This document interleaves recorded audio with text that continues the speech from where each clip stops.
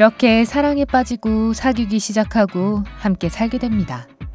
그러고 나서 뭔가 잘못된 방향으로 가기 시작하는 것처럼 느껴질 때가 있죠. 상대가 천생연분이 아니라고 단정짓기 전에 어떤 변화는 정상적이고 불가피하다는 것을 기억하세요. 그렇다면 여러분이 기억해야 할 이 사랑의 법칙이란 무엇일까요? 10번부터 알아보겠습니다. 신뢰는 깨지기가 너무나 쉬워요.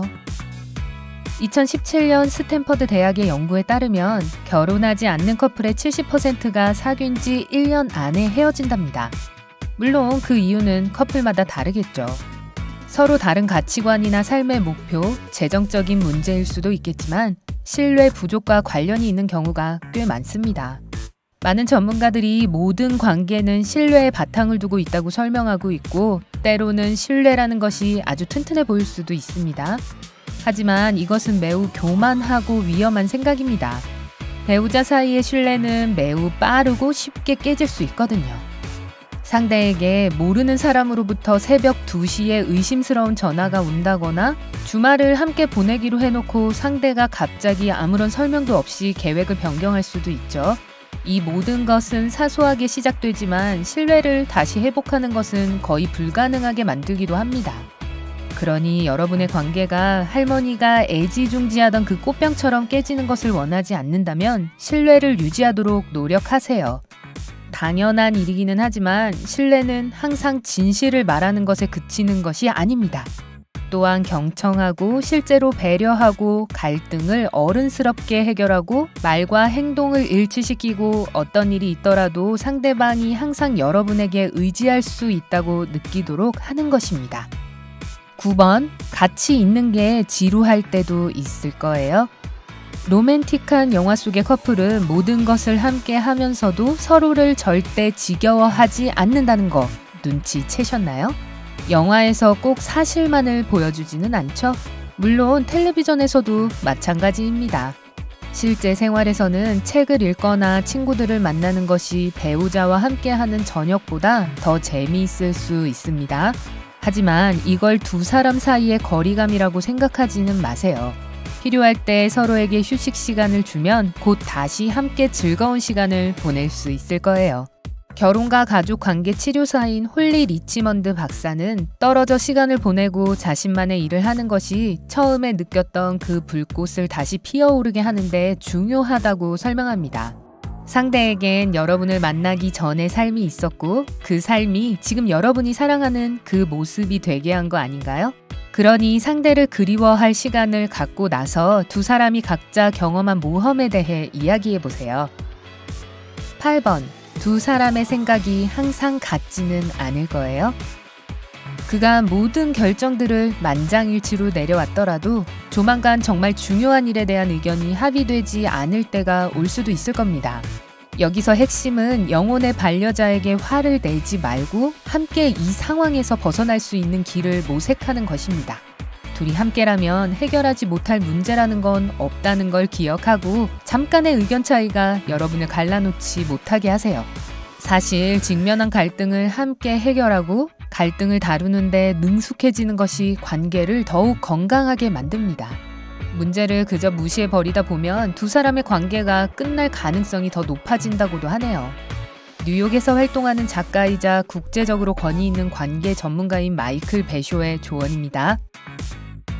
7번. 결혼과 자녀는 결정이 아닙니다. 도전입니다.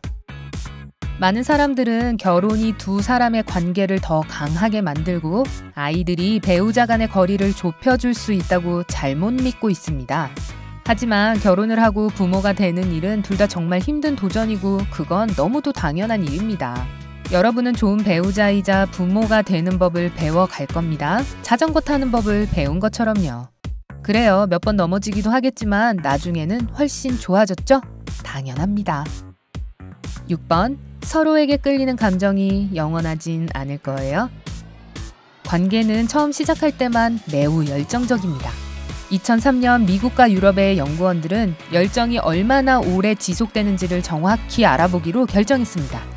그들은 결혼해서 15년 동안 함께 지낸 1761명이라는 어마어마한 사람들을 인터뷰했고 열정이 지속되는 기간은 평균 2년 정도라는 걸 알아냈습니다. 열정이 사라지면 사랑은 더 차분해집니다. 때때로 이것이 문제가 될 수도 있습니다. 하지만 이런 상황은 완벽하게 정상입니다. 둘이 함께할 운명이 아니라는 뜻이 아니에요. 종종 인생이 새로운 단계에 접어들고 나면 제2의 신혼기간이 돌아올 거예요. 5번, 때때로 외로움을 느낄 거예요. 애정관계, 특히 결혼은 외로움과 정반대에 있는 것처럼 보일 수도 있지만 사실은 그렇지 않습니다. 때때로 여러분은 외로움을 느낄 것이고 아무도 여러분을 이해하지 못하고 아무도 여러분에게 신경 쓰지 않는 것처럼 보일 수도 있습니다. 가끔 이런 생각이 드는 것은 지극히 정상적인 거예요. 여러분의 결혼 생활이 재앙이거나 상대가 여러분을 충분히 사랑하지 않아서 그런 것이 결코 아니랍니다. 4번, 이상한 생각이 들 거예요. 이혼해야 할까? 다른 사람과 결혼했으면 더 행복했을까? 이런 생각들은 심지어 가장 행복한 부부들에게도 들 수 있습니다. 사람들은 종종 밤에 혹은 혼자 있을 때 이런 생각들을 하죠. 여러분이 할 수 있는 최선의 일은 그런 생각을 무시하는 것입니다. 불안과 침투적 사고를 연구하는 마틴 사이프 박사와 셀리 윈스턴 박사는 원치 않는 생각을 두뇌에서 굴러다니는 잡동사니에 비유합니다. 즉, 의식의 흐름에서 완전히 정상적인 요소이고 관심을 기울이지 않으면 그저 사라져버릴 거라는 거죠. 3번, 가끔 낯설게 느껴지기도 해요. 누군가를 사랑하면 서로가 천생연분처럼 느껴지고 여러분의 운명과 마음은 모두 사랑하는 사람과 연결되어 있다고 느낍니다. 그 연결고리가 너무 강해서 서로의 마음을 읽을 수 있고 말하지 않아도 이심전심으로 알곤 하죠. 이것은 가슴을 두근거리게 만들지만 가끔 갑자기 이런 연결고리가 사라지는 것처럼 느껴질 때가 있습니다. 지극히 정상이라는 걸 기억하고 걱정하지 마세요. 누구나 업무 때문에 기분 나쁜 날이 있을 수 있고 펑크난 타이어처럼 짜증나는 에피소드가 생길 때도 있습니다. 가끔은 몸이 아플 때도 있어요. 우리는 그저 이런 폭풍우가 지나가기를 기다리면서 설렘이 다시 찾아오도록 하면 됩니다. 2번, 서로에게 상처를 줍니다. 받아들이기 힘든 진실이 하나 있습니다. 여러분이 사랑하는 사람이 때로는 여러분의 가슴을 가장 아프게 합니다. 우리는 다른 누구의 말보다 연인의 말을 가장 가슴 깊이 새겨듣죠. 싸움이 한창일 때 상대는 여러분의 가장 아픈 부분을 건드릴 수도 있습니다. 조지아 리젠츠 대학의 심리학 교수인 데보라 사우스 리처드스는 1974년부터 대인관계 공격성을 연구해왔습니다. 그녀는 상처를 주는 말 역시 소리치고 때리고 대립하는 것처럼 직접적인 공격성의 하나로 보았습니다. 그리고 그런 공격성은 형제자매나 연인, 부부 사이에서 더 자주 드러난다는 결론을 내렸습니다. 그래서 그녀는 오히려 공격성을 매우 안정적인 관계의 징후 중 하나로 볼 수도 있다고 말하죠. 상대방이 어떤 일이 있어도 여러분과의 유대를 끊지 않을 거라고 믿을 때 이런 성질을 더 드러내는 경향이 있다는 겁니다. 그래서 결국 서로에게 상처를 주게 되는 거겠죠. 가장 중요한 것은 문제가 발생했을 때 늦지 않게 대처하는 것입니다. 1번, 사랑은 혼자 힘으로는 지속될 수 없습니다. 사람들은 종종 사랑이 단순한 명사가 아니라 행동을 나타내는 동사라는 것을 잊습니다. 두 사람 모두 매일같이 노력해야만 관계가 원만하게 지속될 수 있습니다. 사랑과 보살핌 없이 죽어가던 미녀와 야수 속 아름다운 장미를 진실되고 이타적인 감정만이 되살릴 수 있었다는 이야기를 기억하세요? 여러분의 관계도 이와 같습니다.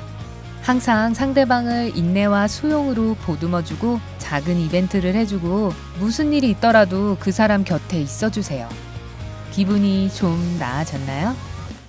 여러분도 사랑하는 사람과 이런 순간들을 경험해 본 적이 있나요? 아래 댓글에서 마음 놓고 고백하세요.